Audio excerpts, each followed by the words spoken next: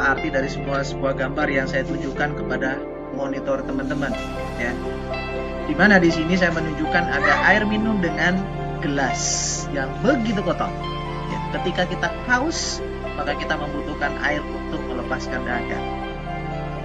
Dan adanya ini, ya, bagaimana kita meminum air pasti membutuhkan gelas. Ya. Nah, apa yang kita lakukan jika gelasnya seperti ini? Ya, teman-teman sudah pasti yang kita lakukan untuk melepas dahaga dengan air ini adalah kita harus membersihkan gelasnya dulu. Ya, ketika gelasnya dibersih, baru kita meminum air untuk melepas dahaga atau menghilangkan rasa haus. Ya, nah ini artinya apa teman-teman? Masuk ke kelas saya, masuk ke kelas pengantar akuntansi, izinkan saya ya untuk menyampaikan kepada teman-teman bahwa apapun masalah kalian sebelum masuk ke sini, apapun masalah sebelum kita mulai dengan materi, izinkan saya untuk 1 jam ke depan untuk menghilangkan semua itu. Ya.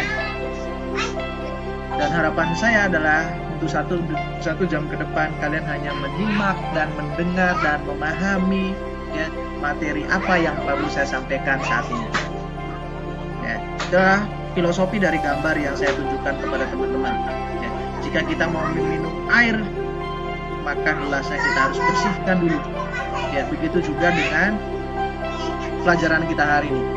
Jika kita mau menerima materi ini dengan baik, maka kosongkan semua masalah kita, tinggalkan semua masalah kita. Baik itu masalah di rumah, masalah kerjaan, masalah sama pacar, tinggalkan dulu. Ya, agar kita bisa kusuk untuk mengikuti materi ini. Baik, saya lanjut. Nah, hari ini kita materi pertama kita. Baik, ya. Materi pertama kita adalah terkait dengan akuntansi dan lingkungan bisnis. Nah, ini ya teman-teman ya. Akuntansi dan lingkungan bisnis. Loh, Pak, kok ada hubungannya akuntansi dengan lingkungan bisnis gitu kan ya? Kok judulnya akuntansi dan lingkungan bisnis? Ya memang iya. Ya. Kalau ada lingkungan bisnis pasti ada akuntansi di sana. Itu sudah pasti. Ya. Ada lingkungan bisnis maka ada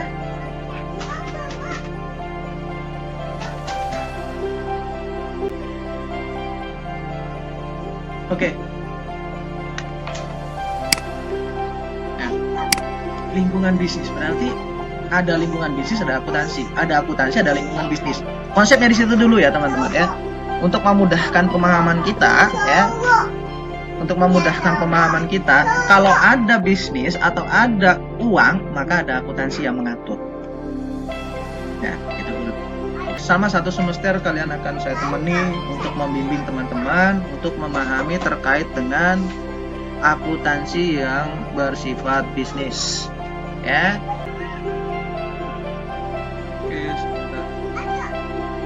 Oke, saya lanjut. Oke, terima kasih. Ya. Oke, lanjut ya. Bisnis seperti apa yang termasuk dalam akuntansi keuangan yang sifatnya adalah non-profit? Yang sifatnya profit. Ya, kita akan coba melihat ya. Nah, apa yang kalian lihat di situ? Yang kalian lihat pasti banyak ya, banyak orang ya. Yang satu dengan yang lain saling ketemu. Ya. Ini yang namanya apa? Ini yang namanya perusahaan jasa. Ya. Ini adalah sebuah layanan. Ya. Yang pertama adalah perusahaan jasa. Ya. Yang kedua adalah coba dilihat ya. Ini sering kalian temukan ada Hypermart, ada apa lagi? Ada Matahari. Ini adalah namanya terkait dengan apa? Perusahaan dagang. Nah, yang terakhir ya, yang terakhir adalah ada pabrik, ada bahan baku. Ya, ini adalah perusahaan manufaktur. Nanti 1 semester ke depan kita akan fokus kepada ya, yang pertama nanti kita akan membahas terkait dengan bagaimana akuntansi untuk jasa. Yang kedua nanti bagaimana akuntansi untuk dagang. Ya. Dagang dan manufaktur ya. hanya beda dikit ya. Kalau jasa itu terkait dengan memberikan jasa, dia produknya dia adalah produknya jasa ya. Kalau dagang, nah dagang dan manufaktur sama-sama memiliki barang, cuman bedanya di sini adalah kalau dagang dia tidak produksi ya, berarti tidak ada bahan baku ya. Karena sifatnya apa, ada barang jadi yang dia tugaskan untuk menjual aja. Kalau manufaktur, otomatis kita harus menghitung biaya, ya biaya terkait dengan biaya produksi, ya. Tuh. Nah itu yang membedakan dari ketiga ini.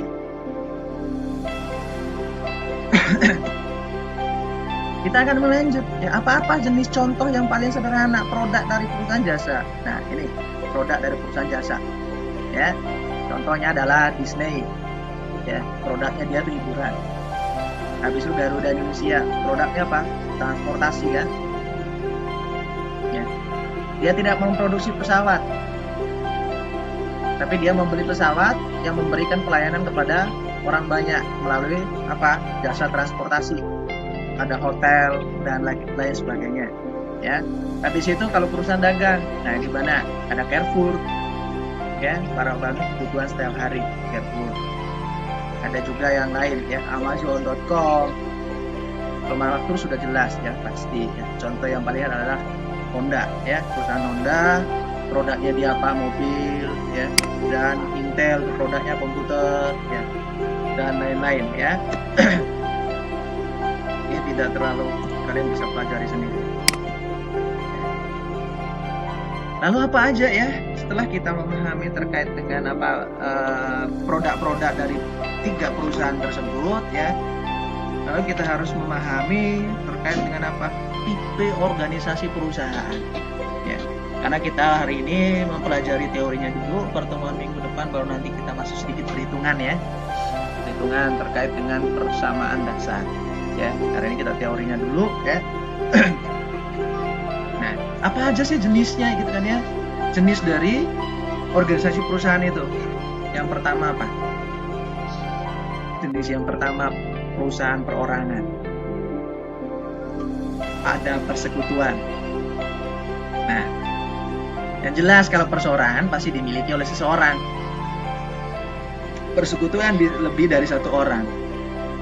Nah, kalau corporate, nah yang bentuk PT berupa badan, ya, kalau PT. Ya. Dari ketiga ini memiliki kelemahan tersendiri, ya. Masing-masing memiliki kelemahan dan keuntungan. Kita akan melihat coba ya. Yang pertama dari perusahaan perorangan. Ya. Perusahaan perorangan itu dimiliki oleh perorangan. Nah, keunggulan utamanya dia apa? Kemudahan dalam pengaturan. Biaya pengelolanya juga rendah, ya. Karena tidak terlalu banyak membayar gaji karyawan. Ya. Namun kelemahannya apa? Sumber daya keuangannya yang sifatnya terbatas. Ya, kalau biaya perusahaan yang dimiliki oleh seorang itu, kalau dia mau menjadikan meminjam untuk terkait dengan diferensiasi produk atau terkait dengan mau memperluas usaha, ya, maka ya ada kesulitan untuk meminjam uang yang lebih besar, ya. Kelemahan berikutnya adalah kewajiban yang tidak terbatas. Artinya apa? Ya, orang tersebut harus benar-benar berkecimpung di dalam, harus benar-benar bekerja sendiri. Ya.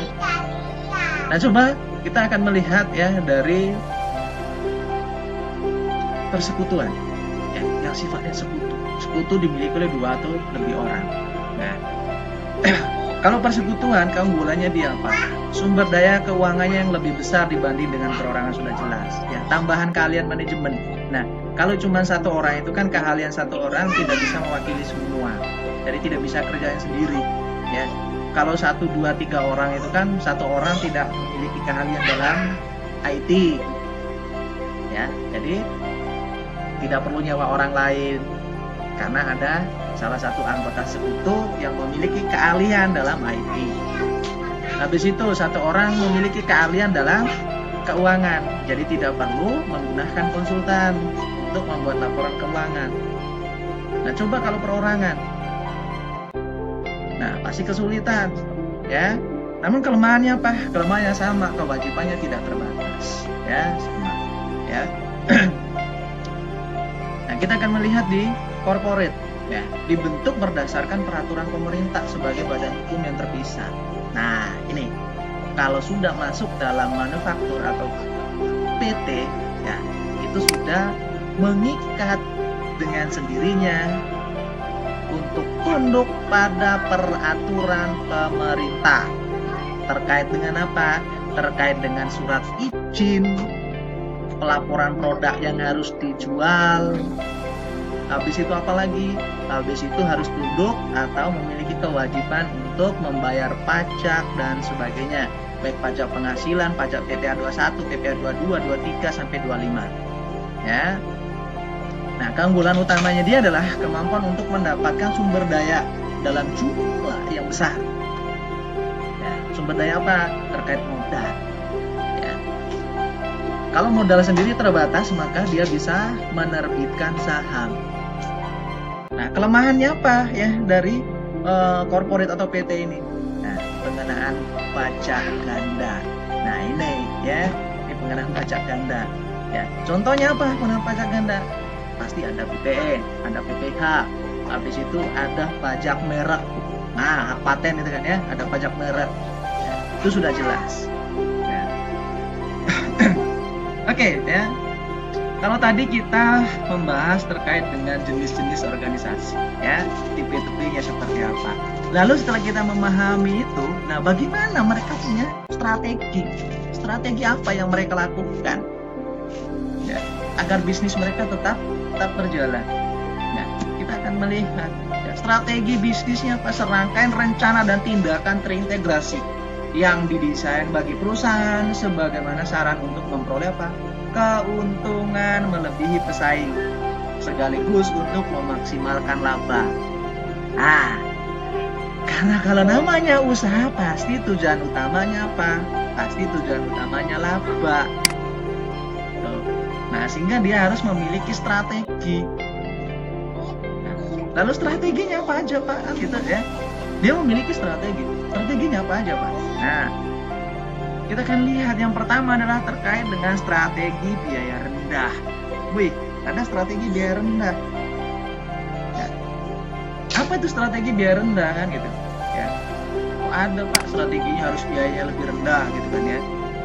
Strategi biaya rendah itu suatu perusahaan mendesain dan menghasilkan produk atau jasa dengan kualitas terbaik namun biayanya rendah. Ya, itu ya. Dia berusaha untuk mendesain produk dengan kualitas yang baik, ya. Tapi apa? Tapi dengan biaya yang rendah untuk mengungguli pesaing. Contohnya apa, Pak? Ya, seringkali teman-teman menemukan barang yang namanya barang apa? Barang KW, ya. Barang KW.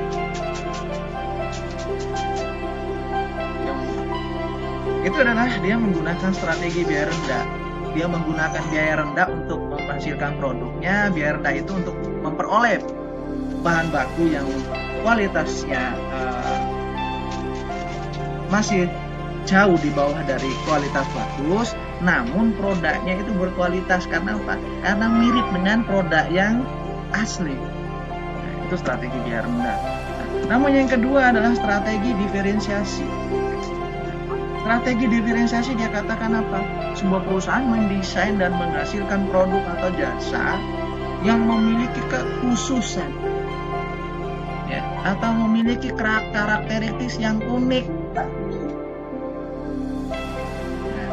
inilah strategi diferensiasi. Dia katakan apa tadi? Ya, barang yang diciptakan itu harus memiliki keunikan atau memiliki karakter. Untuk apa sih tujuannya?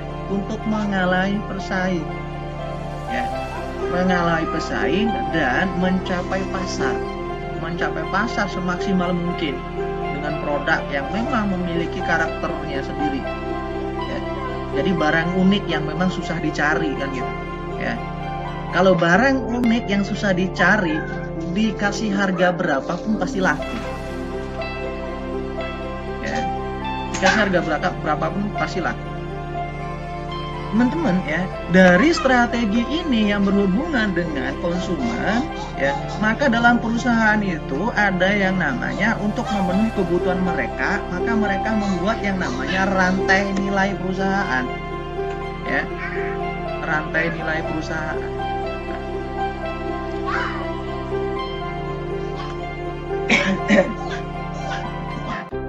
Rantai nilai itu dia katakan apa? Cara yang dilakukan perusahaan untuk memberi nilai tambah bagi pelanggan melalui proses input menjadi produk atau jasa. Nah, lalu seperti apa alur dari rantai nilai?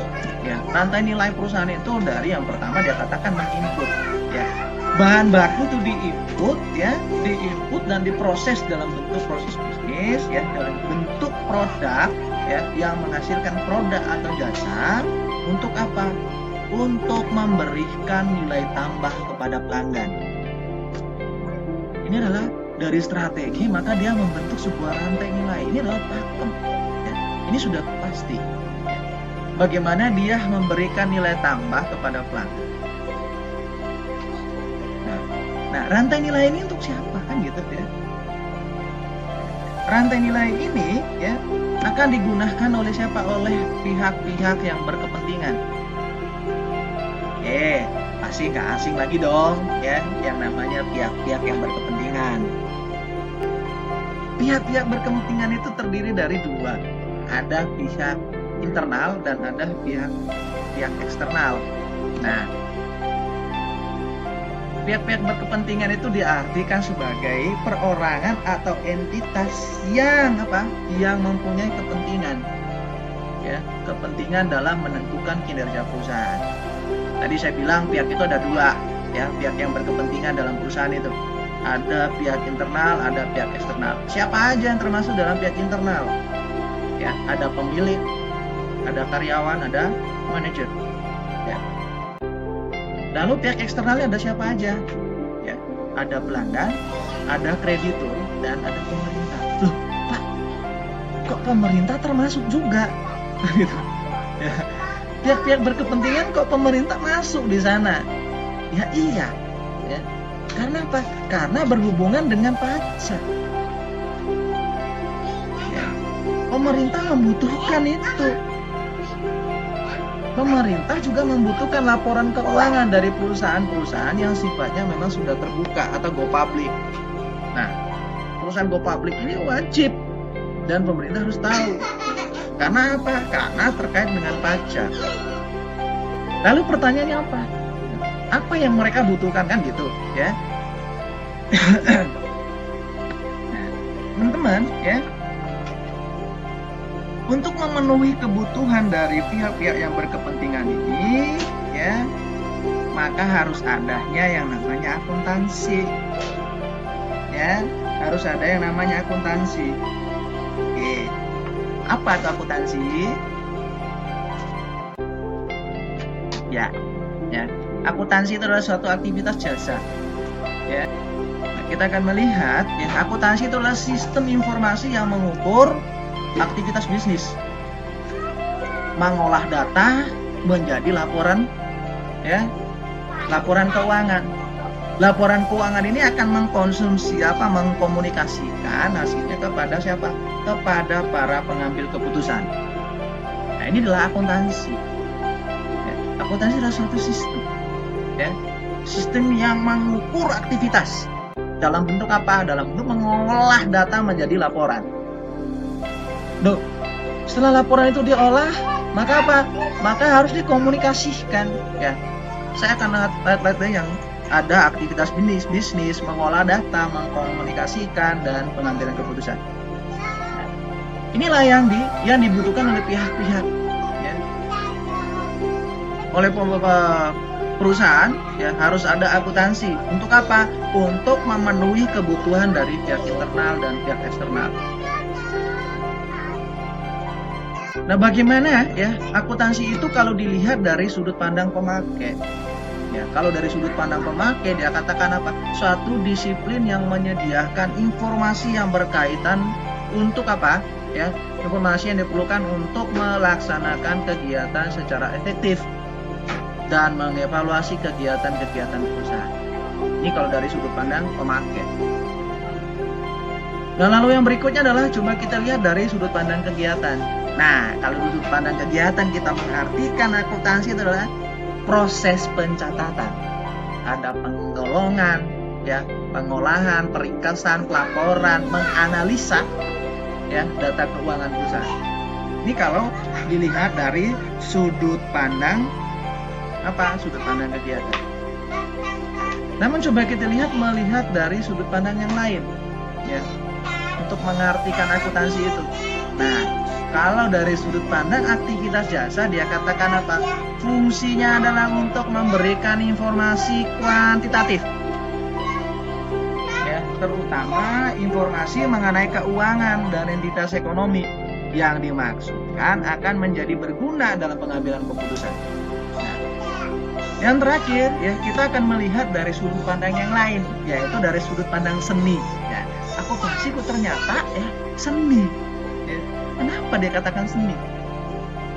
Ya, dia katakan seni karena apa? Karena kita sering mencatat, maka ada nilai seni. Seni mencatat, seni mengklasifikasikan, seni mengikhtisar transaksi setiap peristiwa, itu ada seni gitu kan, ya. Jadi semua transaksi diikhtisarkan. Sebuah peristiwa keuangan itu harus diikhtisarkan. Ini adalah, ya, kita mengartikan apa itu akuntansi, ya, dari berbagai macam sudut pandang. Nah, lalu teman-teman, ya, bagaimana peran akuntansi dalam perusahaan itu, kan gitu ya? Kita melihat dari artinya dari beberapa 4 sudut pandang, habis itu kita melihat bagaimana perannya, gitu, ya. Peran akuntansi itu. Peran akuntansi untuk apa? Untuk memberikan informasi dalam hal pengambilan keputusan, ya. Nah, yang pertama kita harus, ya, ini adalah peran yang pertama adalah mengidentifikasi. Ada kata identifikasi. Kita harus mengidentifikasi dulu pihak-pihak yang berkepentingan, ya. Kita akan lihat. Setelah kita mengidentifikasi pihak-pihak yang berkepentingan ini, maka kita mengetahui terkait dengan apa kebutuhan mereka. Yang jelas kebutuhan mereka terkait dengan apa? Kebutuhan informasi, ya. Informasi terkait dengan apa? Yang kita akan lihat. Informasi terkait pasti informasi mengenai pengambilan keputusan. Nah, informasi ini setelah kita dapat informasi, maka kita merancang sebuah sistem informasi akuntansi. Nanti yang di poin ini adalah nanti akan kalian pelajari nanti di semester atas, ya, yang terkait dengan sistem informasi akuntansi. Setelah merancang sistem informasi akuntansi, maka yang berikut prosesnya adalah terkait dengan catatan data ekonomi yang berkaitan dengan aktivitas dan peristiwa. Nah, ini semua ada di mana, ya? Catatan ekonomi ini semua ada di sistem informasi akuntansi. Ini harus dibuat sistem informasi akuntansinya. Sistemnya harus dibuat agar untuk apa, ya? Untuk apa? Untuk memberikan apa? Memberikan keputusan dalam menyusun laporan keuangan pihak-pihak yang terkait. Nah, ini adalah kurang lebih ada 5 peran pokok, ya, yang dalam bentuk sebuah alur, ya, untuk mencapai tujuan dari perusahaan, ya. Karena tadi ada kita pelajari terkait dengan strategi, habis itu kita melihat mengartikan akuntansi itu apa dari berbagai macam sudut pandang, ya, terkait dengan etika, gitu kan, ya. Pak, kok ada juga yang namanya dalam akuntansi terkait dengan etika? Ya, jelas ada. Ada yang namanya etika dalam bisnis yang berhubungan dengan akuntansi, ya. Kita akan melihat. Nah, etika itu adalah terkait dengan prinsip moral yang menjadi dasar bagi perilaku yang etis. Nah, kalau tidak ada sistem informasi akuntansi, maka bagaimana kita memberikan nilai tambah kepada pelanggan? Bagaimana kita memberikan informasi kepada manajemen agar apa? Agar pengambilan keputusan strategisnya efektif dan efisien. Itu tujuan utama akuntansi. Kita akan melihat, ya, Etika yang pertama yang harus hindari pelanggaran etika yang kecil. Nah, yang kedua adalah pusatkan perhatian pada apa? Pada reputasi jangka panjang. Kalau perusahaan sudah besar, jangan lagi terfokus dengan hal-hal yang kecil atau hal-hal yang jangka pendek. Fokuslah untuk masa depan, untuk jangka panjang. Ya.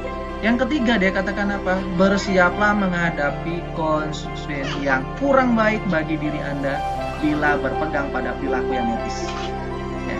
Jika kita tidak melanggar etika, maka pasti kita akan menerima konsekuensi yang bagus. Ya. Inilah etika bisnis dalam akuntansi. Nah, setelah kita memahami itu, maka yang selanjutnya adalah kita harus pahami terkait dengan Pak, apa aja sih profesi dalam akuntansi itu? Ya. Yang pertama adalah profesinya adalah akuntansi yang bekerja pada perusahaan bisnis atau organisasi nirlaba yang disebut akuntansi swasta. Ini adalah profesi. Ya. Yang berikutnya adalah akuntansi publik. Ya, akuntan publik. Ketiga, ya. Yang ketiga yang berkait dengan akuntansi keuangan dan akuntansi manajemen. Ini adalah apa? Ya, pemecahannya juga ada. Setelah profesi kita harus memahami terkait dengan apa? Terkait dengan konsep dasar. Nah, konsep dasar dari akuntansi. Apa sih konsep dasarnya? Ada konsep dasarnya pertama adalah terkait dengan entitas bisnis. Ya, katakan adalah kepemilikan aset dan kewajiban antara pemilik dan perusahaan tidak boleh disamakan. Ya. Kewajiban pemilik ya dan perusahaan itu tidak boleh digabung, tidak boleh campur aduk, kan ya. Kalau punya perusahaan ya perusahaan, kalau punya pribadi ya pribadi. Jangan punya kewajiban pribadi di bawah perusahaan. Nah, ini yang berhubungan dengan aset. Kalau asetnya pribadi jangan dijadikan aset perusahaan, atau kalau aset perusahaan jangan mengatakan aset pribadi. Nah, konsep yang berikutnya adalah konsep pengukuran uang. Nah, uang ini sudah jelas ya, uang merupakan alat ukur yang paling apa? Alat ukur yang paling umum ya. Itulah uang. Nah, yang ketiga adalah konsep kelangsungan usaha. Nah, harus dipikirkan terkait dengan adanya statement bahwa sebuah perusahaan itu diandaikan terus berjalan dalam waktu yang tidak ditentukan. Nah, harus dipikirkan perusahaan itu bukan untuk sekarang. Ya. Nah, yang ketiga adalah terkait dengan dua aspek akuntansi. Konsep yang ketiga adalah adanya hubungan kepada penerima atas manfaat pemberian atas ya. Nah, ini adalah konsep dasar. Nah, konsep dasar yang berikutnya adalah ada juga konsep dasar yang berkaitan dengan konsep cost. Apa tuh cost? Beban atau biaya. Ya. Nah, kalau konsep cost ini dia akan digunakan ketika perusahaan hendak menentukan nilai jual suatu aset. Nah, konsep cost itu adalah sebagai dasar penentuan harga jual. Mau dijual berapa sih barang ini kan gitu. Nah, harus tahu dulu ya, berapa biaya yang dikeluarkan untuk menghasilkan produk tersebut. Tugasnya siapa yang menghitung? Tugasnya orang akuntansi yang menghitung bahwa cost yang dikeluarkan untuk memproduk satu botol air mineral adalah 5.000.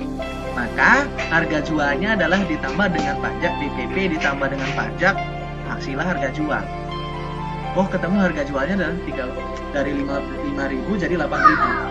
Nah, sehingga tidak ada yang namanya jualnya terlalu besar. Nah, yang berikut terkait dengan ya konsep dasar berikut adalah adanya periode.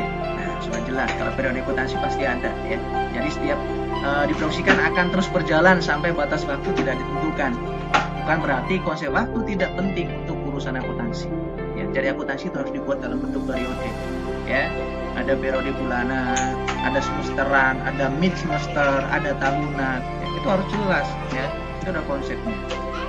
Habis sudah konsep perbandingan. Kalau konsep banding ini harus dibandingkan, ya, memberikan pemahaman bahwa beban diakui tidak saat pengeluaran suatu donasi.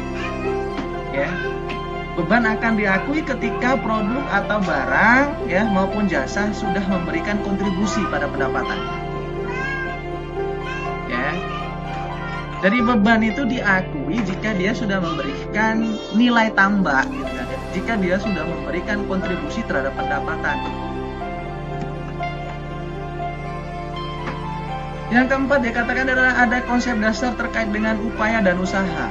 Nah, konsep perbandingan mengakui beban yang hasil mengakui adanya pendapatan. Ini adalah konsep-konsep dasar, ya, konsep-konsep dasar dari akuntansi, ya. Setelah kita memahami konsep dasarnya, ini kurang 2 slide lagi, ya. Kita harus memahami terkait dengan apa sih prinsipnya, gitu kan, ya. Dari konsep kita harus tahu, Pak. Kita harus tahu prinsip, ya. Prinsip akuntansi. Prinsip akuntansi yang berterima umum itu yang pertama adalah konsep entitas usaha yang mengharuskan agar aktivitas usaha itu dicatat secara terpisah dari aktivitas pihak-pihak yang berkepentingan. Yang kedua adalah konsep biaya merupakan dasar untuk mencatat harga pertukaran atau biaya akuisisi dalam catatan akuntansi. Yang ketiga, ya, ada konsep objektivitas. Mensyaratkan catatan dalam laporan akuntansi didasarkan pada bukti yang apa? Yang objektif. Ya. Jangan bukti yang subjektif. Jadi bukti yang objektif. Ya. Yang terakhir adalah konsep unit pengukuran. Data ekonomi dicatat dalam suatu mata uang. Nah, ini pasti, ya. Jadi data ekonomi itu memang harus dicatat dan dinilai dalam suatu mata uang, baik itu mata uang fungsional maupun mata uang asing. Ya. Saya akan memberikan sebuah ilustrasi terkait dengan yang konsep biaya. Ya. Nah.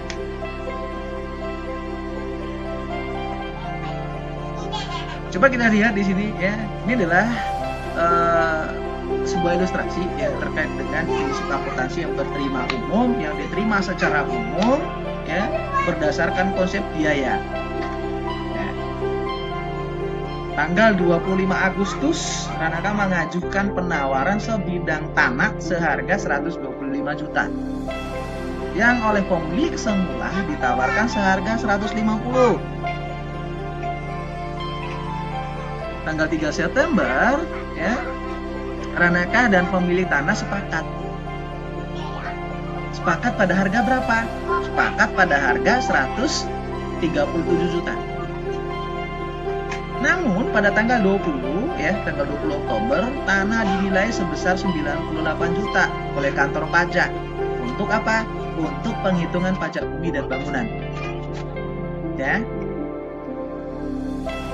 Setelah, ya, disepakat harga 137, ya, ternyata di bulan Oktober itu melakukan penilaian oleh petugas pajak untuk apa? Untuk pengenaan pajak bumi dan bangunan. Tanggal 4 Desember, ya, Ranaka mendapatkan 160 juta untuk tanah tersebut dari perusahaan lain. Nah, artinya apa?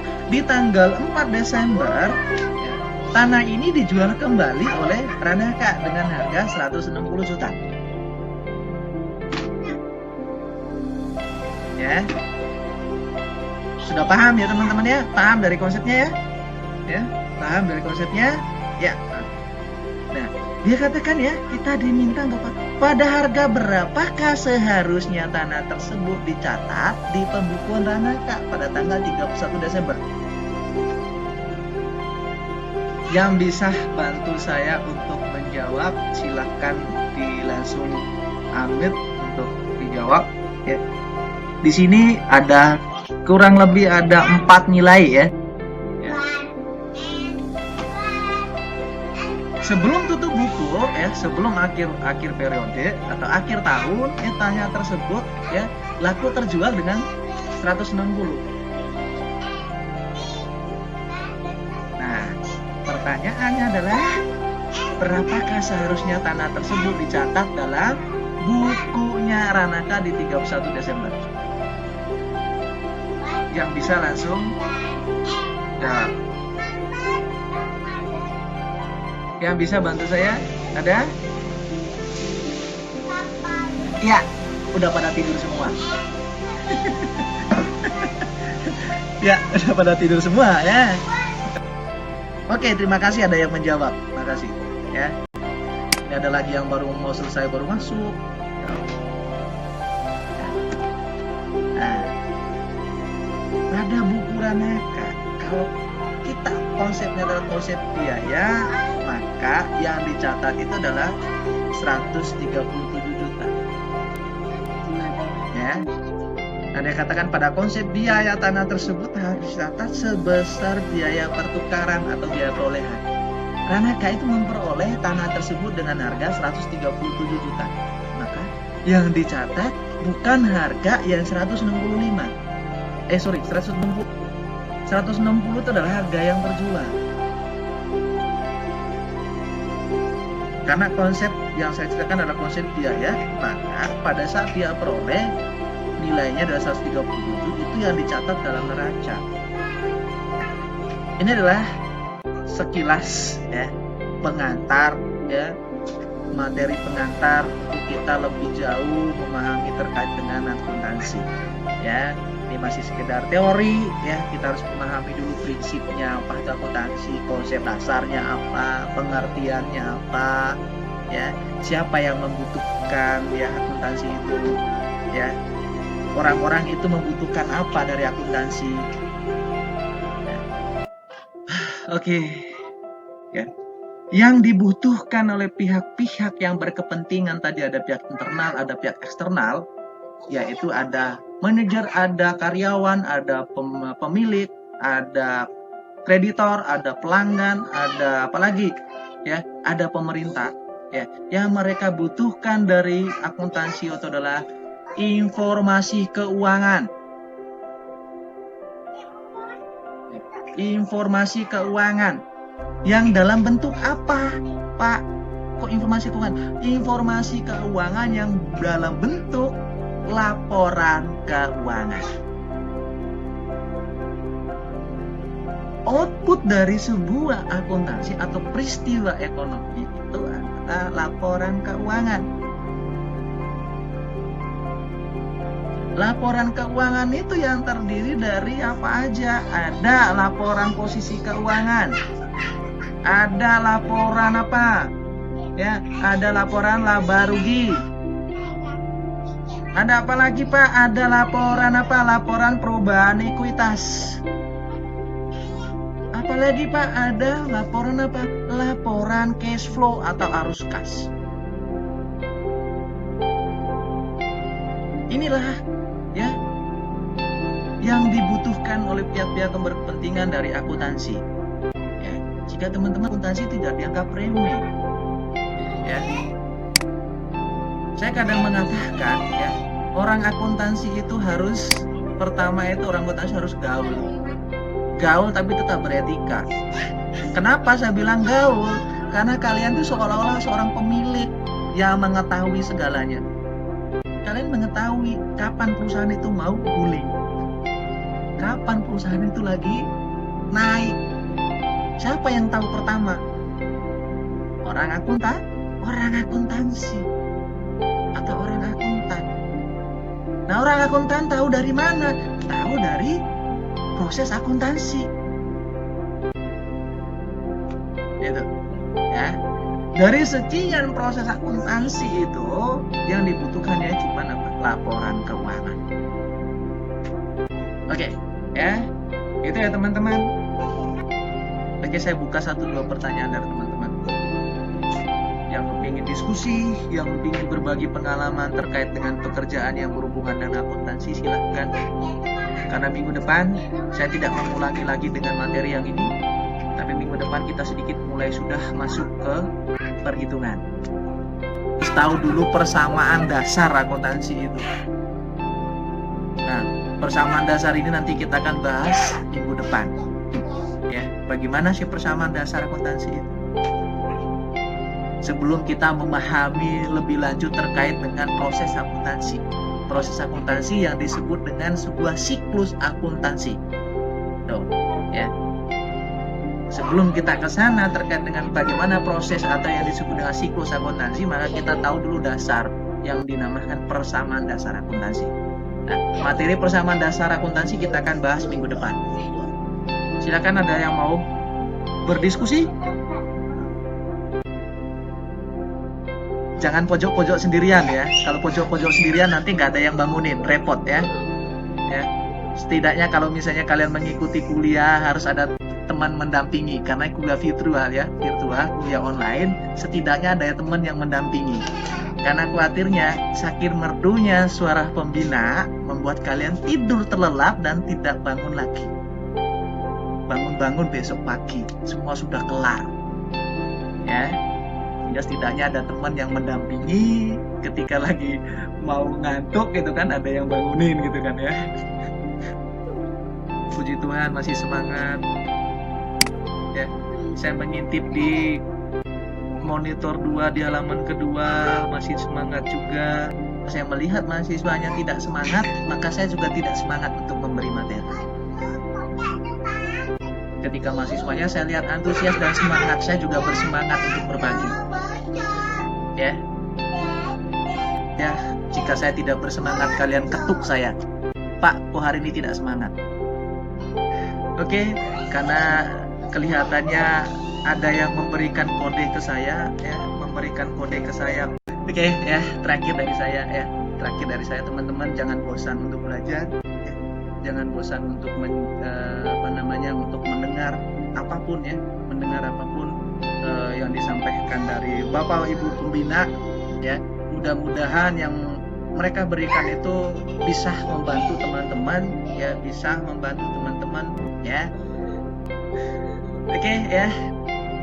Itu aja, itu yang perlu kita bahas malam ini. Saya minta senyum yang terbaik dari teman-teman. Senyum yang terbaik yang kalian miliki, ekspresi kegembiraan kalian hari ini. Jika kalian gembira, tunjukkan jempol 2 di depan kamera kalian. Jika kalian gembira dalam materi hari ini, tunjukkan jempol 2. Jika tidak menunjukkan jempol 2, maka saya anggap hari ini kalian tidak bahagia. Oke? Puji Tuhan semua bahagia. Oke, tetap tunjukkan jempol kalian kalau kalian bahagia. Saya akan ngambil gambar teman-teman dari hitungan 3, 2,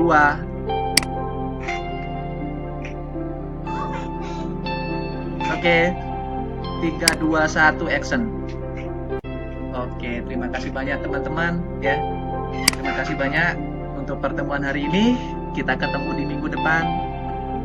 Saya akhiri, kalau tidak ada pertanyaan ya, saya akhiri. Ada yang bertanya? Saya akhiri, assalamualaikum warahmatullahi wabarakatuh.